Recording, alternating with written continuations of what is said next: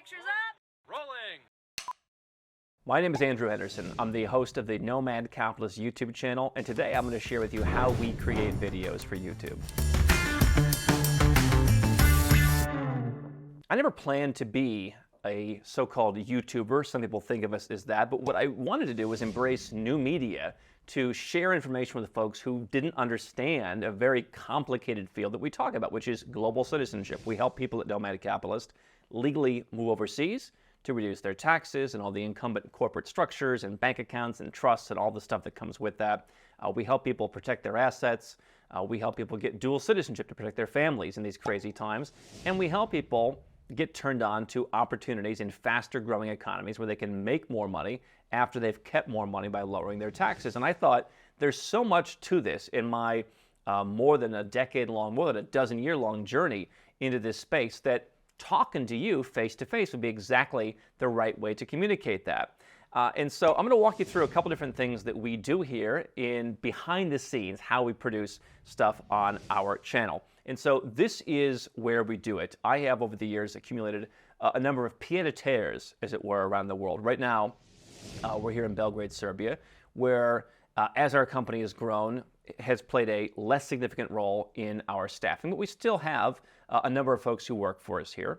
I enjoy the decorating process of the homes that I purchased, and so we set it up to say, hey, let's let this living room double as a YouTube film set. It's a small little, one-bedroom apartment, beautiful balcony, beautiful view. But I will use this not only to work when I'm primarily here by myself, occasionally have a meeting, and we keep it lean. So we're not renting fancy studios. We brought somebody in once that said, oh, I think we could do an on-location video, and I would aim to do that for 40,000. And I'm like, 40,000 shekels? Like 40,000 for how many? It's like, yeah, $40,000 to make one video. I did not start this because I wanted to be a micro celebrity, as I call people who are seen from YouTube. I did it again to kind of convey the message as someone who runs a business and wants people to understand the benefits of the business. And so the idea of paying $40,000 to film one video always struck me as something that people who are employees do to justify their salary, to make sure they don't have to film that many videos, by the way, because the 40,000 times whatever is eventually going to run out. So we try and keep it lean. And so we've got Alexander, who films our videos. We've got a couple cameras. We have our own equipment. We also use his equipment. And we do it all over the world. We fly to where we've been in Bogota, Mexico City, Kuala Lumpur. We do it all over the place, occasionally in hotel rooms, but mostly in the pied-à-terres of the Nomad. That's where we film. That's how we keep it lean. Alexander and I have been working together for about 4 years now. Started off doing photography for our team and then said, hey, we can do videography. And what was really cool is we got a real good rotation going, and then COVID happened. And so he was editing the videos where I'm in one location, he's in another, but he actually trained my wife how to use the camera that we had sitting around and say, okay, here's how we're going to film the videos. We almost had to go dark for months. I mean, nobody thought it would be months. At the time, we thought, it'd be a couple weeks, this will blow over. Good lesson to have your plan B. We basically did that ourselves in-house and then would send that stuff to Alexander to edit. And then once COVID kind of eased up, which for us, with multiple homes, multiple residences, multiple countries, we were able to go wherever and get back to filming relatively quickly. What's been really exciting is to watch as our channel has grown, to see someone like Alexander be able to build a team. I, on the other hand, don't really have a team. I have never had success. People say, do you have a producer? Who comes up with the ideas? I don't have anyone. And certainly I continue to look for someone. And our HR folks continue to look for that top flight producer who understands the essence of what we do and can distill that and can just come up with ideas on the fly. I'm basically always reading stuff, numerous online subscriptions to newspapers around the world, looking at news aggregation sites. I try and go for a walk pretty much every day. I try and get in about 20,000 steps. That's my main form of exercise, if you couldn't tell. But besides just getting out, getting some fresh air, getting some steps in, it is a way for me to not only listen to audiobooks, listen to podcasts, listen to YouTube videos, and listen to shareholder calls and analyst reports and predictions on stuff from around the world, and go down deep dives on various things and just get ideas flowing, and sometimes I'll just stop and I'll spend an entire hour walking, kind of like doing a video in my head, and then I'll just go home and kind of jot down, 4 or 5 or 6 bullet points and say, I'm going to recreate that. That's how we come up with ideas here. People do send in ideas. We get ideas from people's comments, good comments, stupid comments. We get ideas. I get various reports.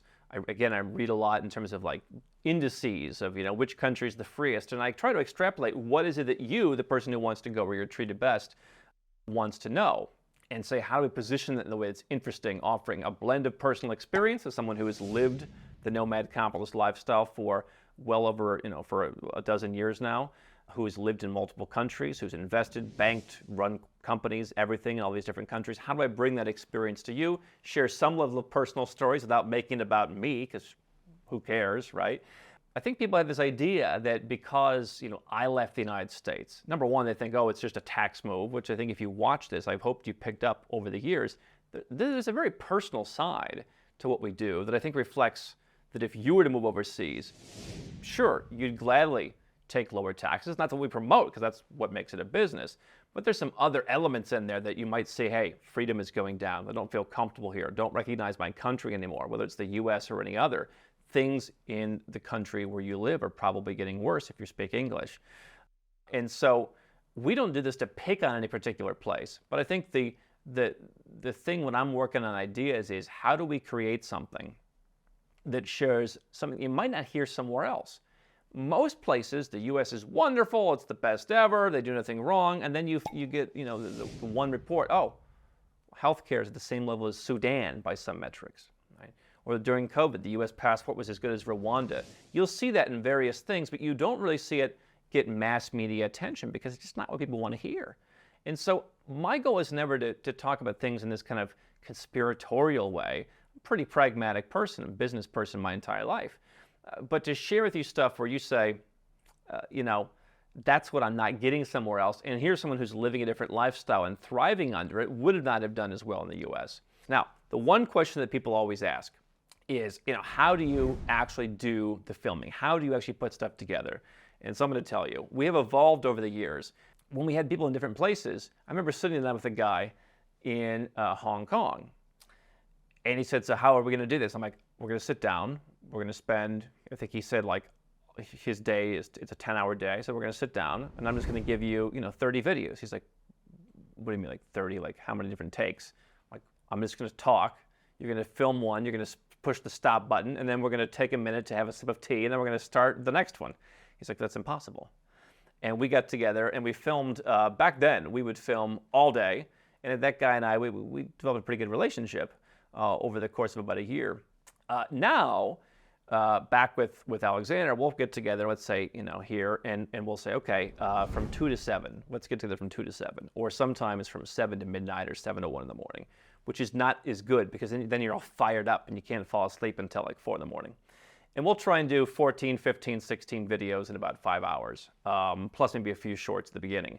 We don't run a news channel here, and so we like to talk about stuff that's in the news, but I've never seen the distraction of, we're talking about something in our business, bank fails, for example. We often don't get to that the same day because we're not financial YouTubers who are there to comment. I worked in the broadcasting business for many years. In talk radio, someone comes in, they talk about the news of the day. I like to let stuff percolate sometimes and kind of see what the follow-up is. Run the business. Here's the narrative. Here's what we're talking about internally. Here's the strategies that maybe the clients want to know, and push that through the different parts of the organization, and then come and talk to you about it later, because we do batch these videos. Generally, having done the prep work, have the notes, here's the 15 videos that we want to do. I have a bunch of other videos there in case I'm just not feeling one at the moment, so I'll just kind of pull one out, or sometimes I'll even see something in real time. Let me just riff on this, and sometimes it works and sometimes it doesn't. People want to know, how do you batch videos? That's how we do it. That's where we film it.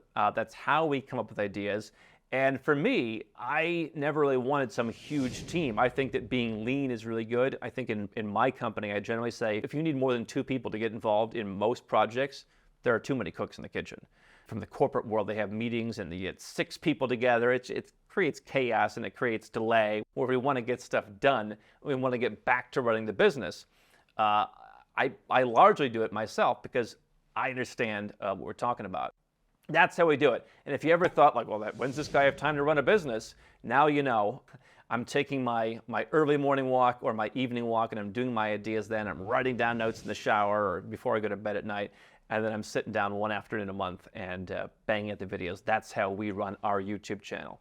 And if you'd like to work with us on the business side, you can go to nomadcapitalist.com and you can use all the good information that we've given you. There's a lot more information that we keep internally to help our clients create holistic plans to figure out, how do I leave my country? Which country do I want to move to? Because there's probably a lot of good ones I haven't thought about or didn't realize can be good. You know, do I need a second passport? Do I need a second residence? Do I need to move my retirement account? This is all the stuff we help people in a very, very, very granular way, much more than you'd see here on YouTube, which does have to have some showmanship to it. If you want to work with us, you should go to nomadcapitalist.com and put a much greater wealth of knowledge that we spend a much greater percentage of our time working on than here on YouTube.